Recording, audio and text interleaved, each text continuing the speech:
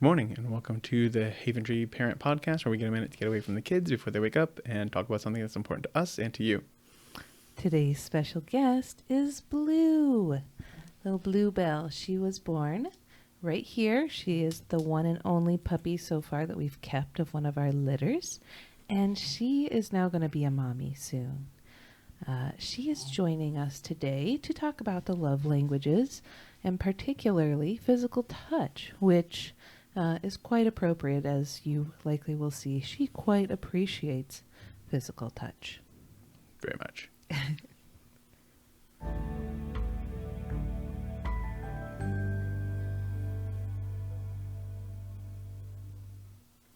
All right, so like I said, we're going to be talking about physical touch and the love language and how it relates to you and your children, and just what they're meeting their needs with the aspect of what that craving in each of us that has that need for that expression of love through, just like brushing your hands through their head, or holding their hand in the car, or some sort of little moment of affection. Yeah. So I think before we jump into talking about physical touch, it's good to give just a quick preface about what the love languages are, in case that's not something that you are familiar with. Gary Chapman actually wrote a couple of books now. We have two of them, and we've read love languages for spouses and then also for kids. And they're really good books. But the idea of love languages is that people tend to feel loved in a certain type of way, and there are 5 basic languages that was very snorty. Thank you. There are 5 basic ways that they tend to feel most loved. And much like a new language, you may be proficient in physical touch. You may feel loved by physical touch, and you may love to give physical touch, but you may not experience the same amount of love with quality time, for example. And so it's important in relationships with your spouse or significant other, and especially your kids, to figure out what that other person's love language is, particularly for kids, because kids can't really tell you how they need to be loved, but they really need to be loved by you. And the way to be more effective at showing your love is to show it through their love language. So, I think there's a song on there somewhere. I need to be loved by you. So we're going to be talking specifically about physical touch today. And physical touch, I think, is, a great, easy place to sort of start, because it's pretty easy to understand. Physical touch is hugs. It's, holding Snuggles. hands. Yeah. It's, that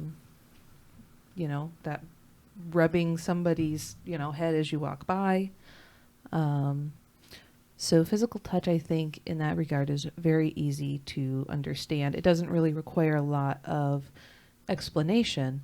The thing that I would say about physical touch is it can be something that's kind of difficult, if that's something that your kid likes, but you didn't grow up in a home where physical touch was used a lot. It may be hard to express that way. Hey, stay off the mic. Oh, nice. That was wonderful. Thank you, Blue. Shake your ear right on the mic. So it is something that can be uncomfortable. See, this is Blue wanting physical touch. She says, "Hello, I am right here. I need to be pets." And really, your kids probably are going to ask for physical touch in about the same way. So Yeah. I remember. Get up in your face, or I think it was when we were first doing this class, listening to this or teaching it, sort of, and I think that was when Saya was really starting to need that, and so it was really good for us, because then it was like, oh, the reason he's hanging on our leg isn't because he wants attention; it's because he wants to be affectionate, and that's how he wants his what love from us is through physical touch. So he just needed a snuggle with mom for 10 minutes or whatever, and it was hard trying to figure out like, okay, I'm trying to cook, buddy. I can't keep you on my toes while I'm trying to, move around the spaghetti pot or whatever. Yeah. So it was definitely something that was learn your kids' love language and what the need is. And then hopefully, you can focus on it when it does become something that you're able to give to them. And physical touch does tend to be something that boys in particular tend to prefer. So if you have a son and you're not really sure what his love language is, a good first test is physical touch, because men and boys tend to be a little bit more just physical in all ways. And so the same is true. Yeah, like he wants to wrestle with me to get our time in, and that's always, fun. And, sometimes it's like, it's not the easiest thing to do because it's like, I got to run through the room. I don't have time to do a whole wrestle match. So. But I think then, I didn't grow up in a very physically affectionate home, and I would not describe myself as being physically affectionate. Like your mom is very much like, hug, I'll see you later.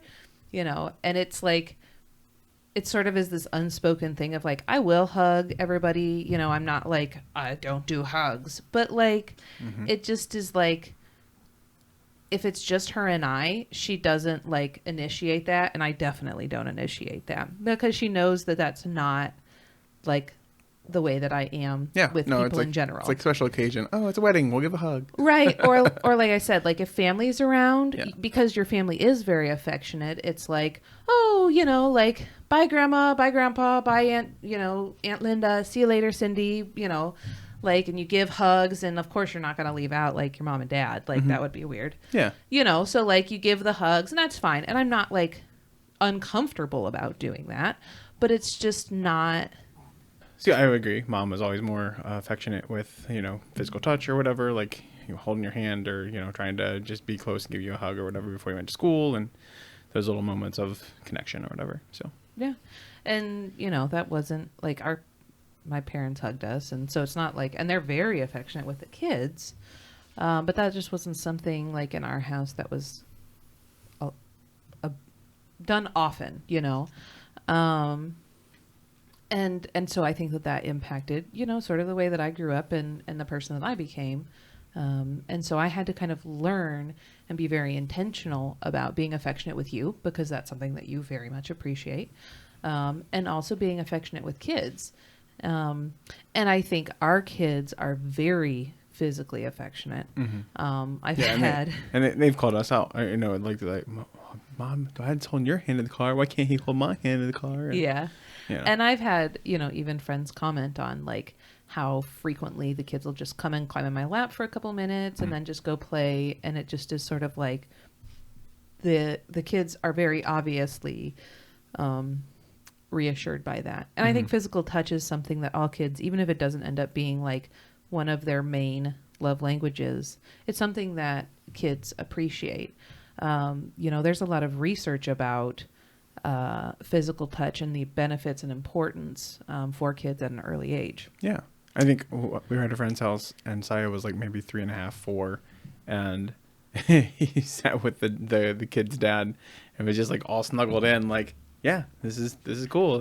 This is what I want. Yeah. It's like, it's man time, but like, yeah, we're very close together on the couch, man time, Or watching like Emperor's New Groove or whatever it was. So it's cute.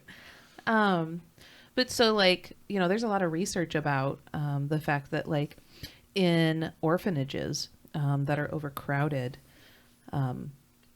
where there's, sort of a known and documented lack of physical touch because the, caretakers are busy trying to just meet the basic needs. And so there's not a lot of just like snuggle time.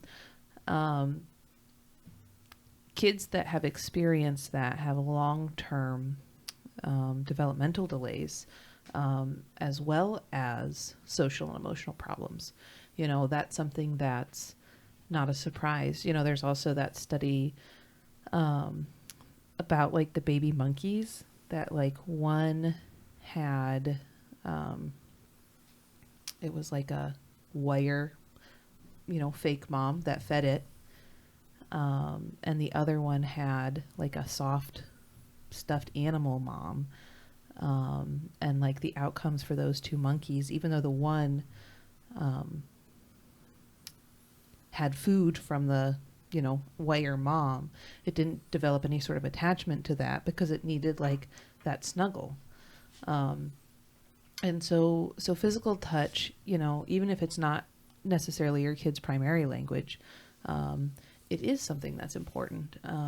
Right. It reinforces like just positive aspects, and like, like what you talk about butterfly effect for like, crazy amounts of things. And it's one of those weird ones that you don't even understand, like how a quick little, brush through your fingers through their kids' hair as they're running through the room, or just addressing that little physical touch need, when you can. I think the hardest part for us in doing so was when it was like, we're having a new baby, and and the other little one, who's still 2.5, that still feels like a baby, wants to have that time and attention. Like Kenzie still wants to crowd out Obi. Yep.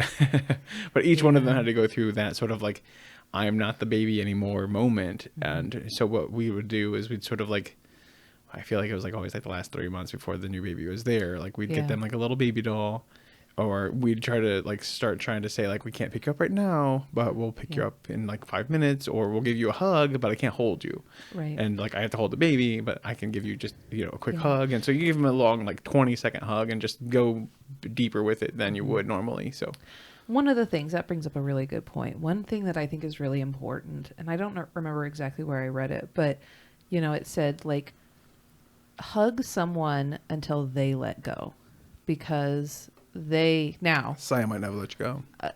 If the whole world did that, you'd be in for some really awkward hugs. But like in general, people don't give long hugs. Like they'll give you like a quick hug and like get out of there. Yeah, but it's only in movies you give hugs forever. So. Yeah. But I think that that's really important with kids. Like, because I've done that specifically to Sai, and there are times where like I'll hug him and hug him and hug him and hug him, and like when the hug feels awkward and I'm like, are we going to be here forever? You can finally just feel like the tension release, right? And then he'll let go and be like, I love you, Mom. Thanks. And so like, I would really encourage you to do that with your kids where... I was going to say, we've been building lots of Legos together, which he loves to do. But like, we'll start and like, we'll have it all laid out. And like by the end of it, like he's sitting on my knee, like as close as he can be to me. And by the end of it, like actually yesterday, he like gave me a kiss on my forehead. He was just like, he's like, thanks, Dad. And I was like, such a affectionate little crazy guy. So I mean, I love him to death, and it's hard to like know that he'll do that, and because it's not normal. Like normal, he's like, let's go fight, and I must punch you all over the place. And so it's just like, that was different, But I mean, he's really appreciating all of his Legos right now, and he's just into that whole little world of Lego man. So. Yeah. Well, and Sai, I mean, we'll get into it a different day, but I think really Sai's very much like me, and that quality time is what's meaningful to him. Oh, yeah. So the more time I spent there, he was like closer and closer. Yeah. But definitely, physical touch is important to him. He won't ask for it. Like the girls, they'll come in and they'll be like, can I snuggle with you for a while? Kenzie all day. She's like, Dad, I didn't get to snuggle with you at all yesterday. I'm like, well, it was Mom's day. And so I was running around taking care of all the food and whatever. So yeah. So, but girls are also very vocal, and they'll tell you what their needs are. Yeah. Oh yeah. So I watched two movies of Aladdin with her. So good times. Sai, on the other hand, he'll just kind of like walk up, and he'll lean against you, and he'll just stand leaning against you. And so I've started to like, I'll put my arm around him, or I'll like rub his head, or like, and it just is like, that's the way that he asks for physical touch, right? So he's much more sort of sneaky about it. He's not asking like, hey, will you snuggle with me? He's saying like, he's doing that a different way, and he's seeking that. But I think as parents, it's our job to recognize that and provide that when they're, sort of requesting and asking for that. I think one of the other things that's really important, and so you get to, try to talk about it. Great. Is the importance of dads. And there's some research, there's some like social projects out there even now about the importance of dads, and how dads wrestling with their kids, dads being physically affectionate, obviously in an appropriate way with their kids is so important. And you've talked a lot about the fact that you wrestle with them, you snuggle with them. Right.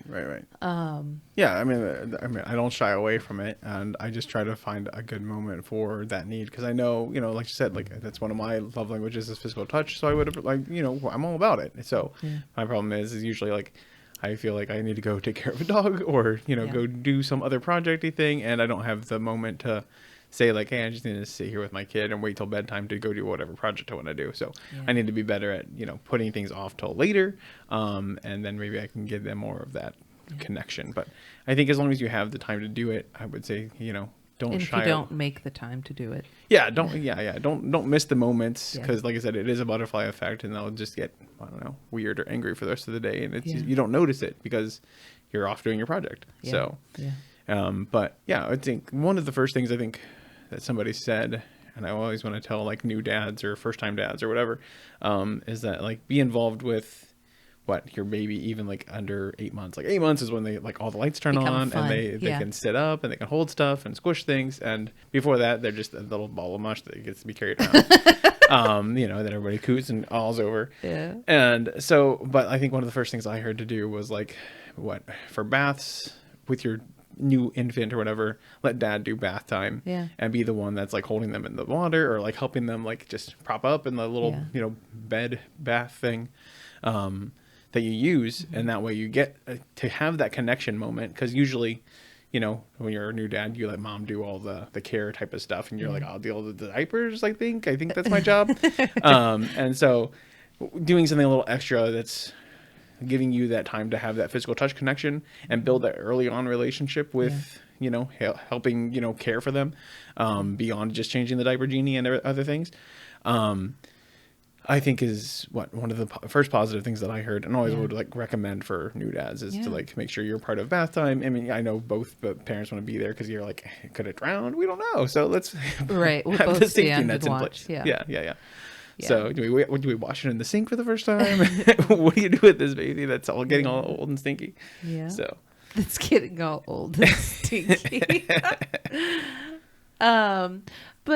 But in that too, I think it's important for dads, especially like for your daughters, as your daughters get older and their bodies change and things become awkward, it still is important to be physically affectionate with them. Again, in inappropriate ways. I think that's always like the little asterisk on everything. Obviously be appropriate. Yeah. Right. Yeah. But like you still give your daughters hugs. If they begin to feel uncomfortable, then, figure out different ways to do that. But if they're still seeking or wanting, or, if that that's their love language, figure out different ways to do that. If it's, rubbing their back or holding their hand in the car. Yeah. Or, giving them a kiss on the forehead every night, no matter what, even, But I think that if we become, especially dads, if dads become uncomfortable giving their daughters physical affection and they need that to feel loved, then you're missing the mark. And I think you're also telling them to be ashamed or uncomfortable about their bodies as they get older. And there's enough of that. Like girls already feel weird and awkward about their bodies. And so then for dads to reinforce that and withhold the expression of love that they need. Yeah. That's going to make a combination of issues. Yeah. One of the older couples that we hang out with, that's in our small group or whatever, I think they shared a story once where their daughter was like 17, 18, something like that, and just wanted to come home and like sit with dad, and like they snuggled on the couch type of thing, where like she just put her head on his shoulder type of deal. Something like that. Yeah, something simple, and they just watched whatever movie. And I just remember the mom being like, I think that was important for whatever that was hard week for her, going through something, high school stuff, whatever. And she just needed that, attention from her dad type of moment. And it was like, that makes sense, like you don't want them to go just find some other boy to sit up with that close when they're 17. So like that should be dad's responsibility for giving that closeness of appropriate affection. So, no, I totally agree that there is like there's no age limit on like when you can stop hugging your dad, I feel like. But Yeah, yeah. you know, There I should always be. tell these guys, I'm like, I'll hug you forever. So, Yeah. you know, try to just establish that in their mind, like they can always get a hug from me. So And the same with even like even Adri. I mean, Adri's going to be 8 in not too long, and I still will carry her if the opportunity presents itself. You know, I'll carry her if she falls asleep. I'm going to carry her. You know, if she gets hurt, I'll run out in the yard and like carry her back, or like I'll pick her up and carry her over the gate, even though I know she can get over it herself. And it sort of is just like it's another reminder that like you can be big, but you're still my kid. And obviously, like Josh, since we have a farm, like we're carrying bales of hay and giant bags of feed and stuff like that. Yeah. So I'm able to carry her still. Otherwise, I don't think I would be. But I think, like... Well, and you can make it fun, like hop on my back, I'll give you a piggy ride. And, Yeah. that's always an easy thing. So, or But easier than trying to carry them. holding on to that for as long as possible, and that just like, I'm going to snuggle you. I'm going to love you. I'm going to hold you. I'm going to carry you. I'll carry you like a baby. Like Kenzie still. I mean, Kenzie's 4. And it's still like, she'll be like, will you carry me to bed? Yeah. And like last night, Adri was having a hard time and she came in for like the 4th time to bother us after she was supposed to be in bed. And I just like, here, come snuggle, like, and just like scooted over, and she slept in our bed all night. And like, it's not, Then I had to carry her out in the morning. I was too tired. I was like, I can't carry you right now. Yeah, I did. At like 5 o'clock, I woke Josh up and said, you got to take her out. Because she has a lot of hair. I don't know how Josh snuggles me. Like every time I would roll over, it was like into the hair monster. Like there just was so much hair everywhere. It's like having one of those what is it? Those little white flowers in bed that you poof all the little flakes away. Or like Cousin It. Like there just was so much, and I just was tired of like rolling over into hair and like getting tangled in it, and So I was like, you got to take her out. That's funny. But like, I think that's okay to snuggle or to be affectionate. There are times where like Kenzie comes in and just I lay and take a nap with her, and even Sai sometimes. He doesn't do it as often. But he will occasionally, and he's really funny. It's like he has kind of in his own mind, like, okay, snuggle time is done now. It has been nice to snuggle with you. I love you. I'm going to go do something else. Like it's like scheduled in his mind. It's a reset for him. He's like, oh, now I plan to go do this, and I have 5 more things I want to do today. And Jamie's very affectionate, but she very rarely will come and lay in bed with us like that. Mm-hmm. And so she will in the morning. Like she wants to come in and like be snuggling in the morning. Yeah. But then, usually she wants to get up and then go watch a show. She's like, can I go watch a show? No. Yeah. No, you cannot. And so, we try to be respectful of that too, because we don't know what her first experiences in life were. Right. And so, it's not something we're going to push, but we always invite, like, all the kids will come and snuggle in bed sometimes, and we'll watch a movie in the evening. And or it's they'll sort of have their sleeping bags on the floor in front of the bed. And and so. And I'll usually sit down there with them, like if they're having a snack or whatever, like I'll try to sit in the mix and just let them have dad time. That way I'm there. If they want to reach out, like I'm close. And so I just try to be around them, because it is a moment, like we're taking time to be a family movie night or whatever. And I'll just make sure I sit in their mix. So that way it's like, I mean, I'm happy to sit with mom afterwards, but it's our time with the kids too. So, I'm going to snuggle them and mom or however it all matches together. Like we have the big bean bag that I usually roll into the middle of the room, and I'll just lay on that. And whoever jumps on with me, it's they're usually fighting for a shoulder. They're all like trying to climb over my head, but eventually we get settled.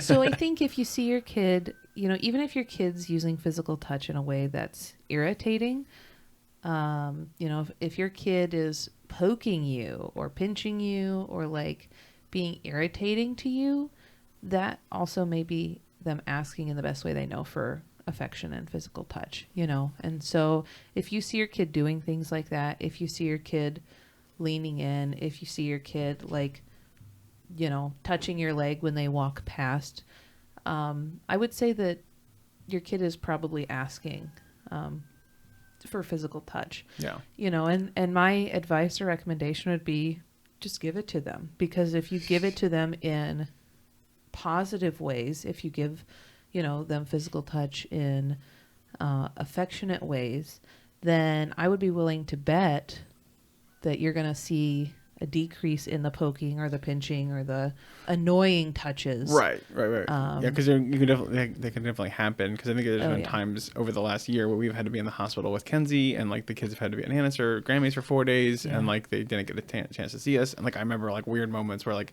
Sai would be like rubbing my leg. He's just like rubbing it, and I'm Like, like, you're gonna rub the skin off, dude. like, Stop.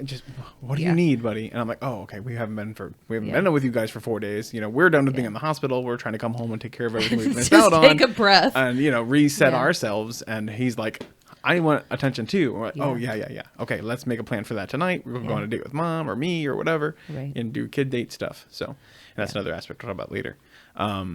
But yeah, no, there's always like just pay attention for those little reach outs and Yeah. try to Because they're figure it subtle. out. They can be subtle, but they also can, you know, Yeah.